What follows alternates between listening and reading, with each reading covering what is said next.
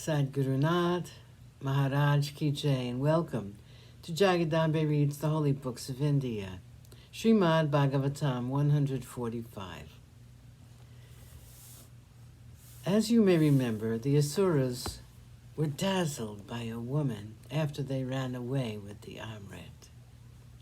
They told her, "Your eyes are more beautiful than lotuses, and your smile has captivated us. We will do anything you ask. Look, we are Asuras. We are the sons of Kashyapa.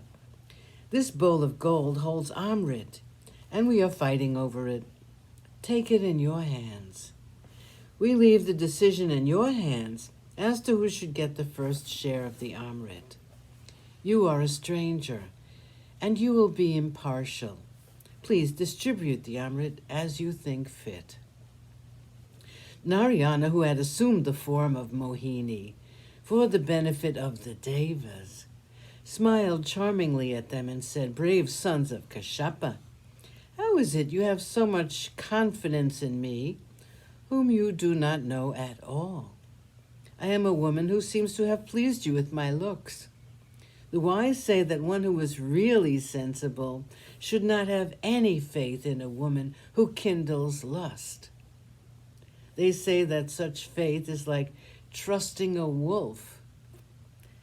Since it was the truth which Mohini spoke, no one would believe her."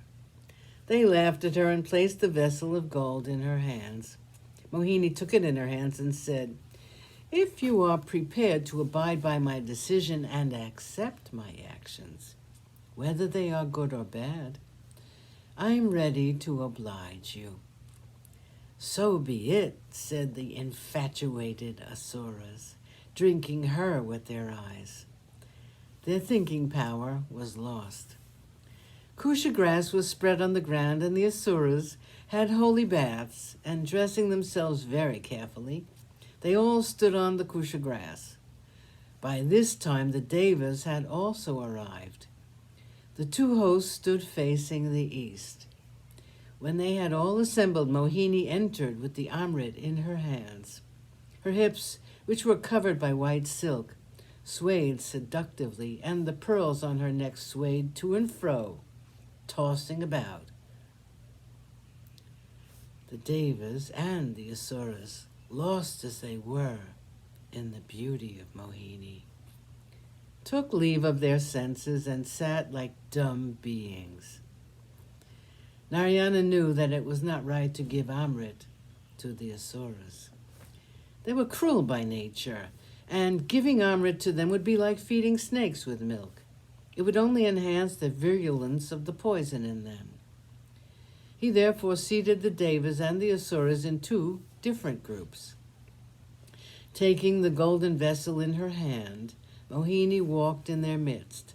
Her smiles, her loving glances, and her lisping words were all for the Asuras. But her hand was ladling out the Amrit only to the Devas.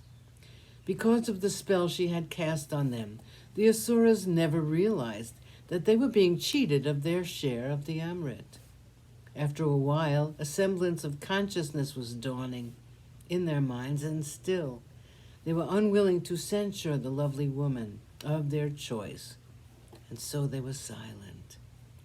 There were some who thought to themselves, "These Devas are indeed without any feeling of beauty. They cannot appreciate the beauty of this woman. They are so greedy that they can think only of the Amrit. Well, let them take their first share. Surely she loves us, and she will not cheat us." One Asura, however, was alert. He was Rahu. He was watching the behavior of Mohini, and he saw that she would never grant them any favor, not as far as the Amrit was concerned. He quickly assumed the form of a Deva and sat between the sun and the moon. He held out his hand for the Amrit. Mohini filled his palm and he quaffed it. The next moment, Surya and Chandra together made signs to her and made Narayana recognize the impostor. The Lord at once took up the chakra out of the air and cut off his head. He had swallowed Amrit, so he could not die. His body, which had not absorbed the Amrit, fell down senseless, lifeless, but his head was alive. Brahma honored Rahu by making him one of the planets. Sadguru Nath Maharaj Ki Jai. Thank you for coming. I hope you come again.